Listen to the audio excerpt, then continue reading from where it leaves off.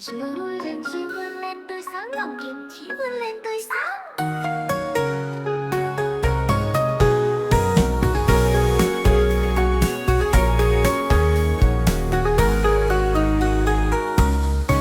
Giữa núi rừng xanh ngát, bản Hồi Long yên bình, có bao người chung sức xây đắp những công trình. Từng con đường lối nhỏ hiện lên giữa núi đồi cao, ngày ngày nắng ấm soi sáng tâm hồn khát khao. Cánh đồng lúa trên vang dân làng hát vang lời ca, mỗi người một công sức góp sức không hề xa lạ. Trẻ em cười vui tươi đi học trên con đường mới, tương lai rực sáng gieo hy vọng từng bước chân. Bạn làng vươn lên mạnh mẽ dù gian khó bao phen, ánh mặt trời soi sáng qua từng ngày vui ngắn ngủi. Ta cùng chung một lòng xây dựng bản làng tươi sớm, mơ ước bao ngày nay đang cạnh hiện thực gần kề. Tiếng sao phiêu bồng đưa theo gió từ trong bản, những giọt mồ hôi rơi trên từng chiếc lá xanh. Ước mong chân thành gửi vào từng hạt gạo trắng, bản Hồi Long ngày mai sẽ mãi mãi trường tồn.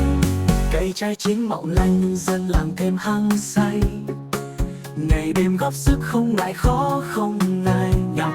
Nắng mưa cùng gió về đồng lòng vượt gian khổ, bản Hồi Long sáng ngời trên ngọn đồi xanh mơ.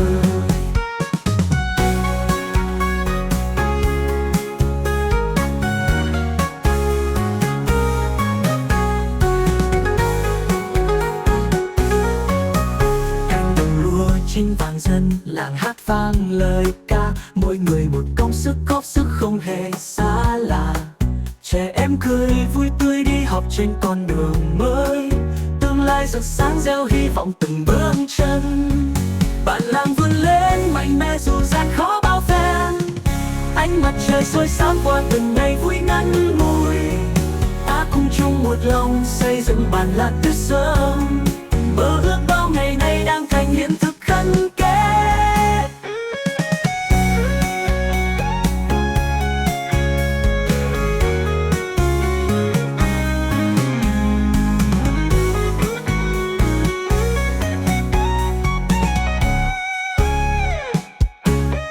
Tiếng sao phiêu bồng đưa theo gió từ trong bản, những giọt mồ hôi rơi trên từng chiếc lá xanh. Ước mong chân thành gửi vào từng hạt gạo trắng, bản Hồi Long ngày mai sẽ mãi mãi trường tồn. Cây trái chín mọng lành dân làng thêm hăng say, ngày đêm góp sức không ngại khó không ngại nhọc. Nắng mưa cùng gió về đồng lòng vượt gian khổ, bản Hồi Long sáng ngời trên ngọn đồi xanh mơ. Bản Hồi Long ngày mai sẽ mãi mãi trường tồn.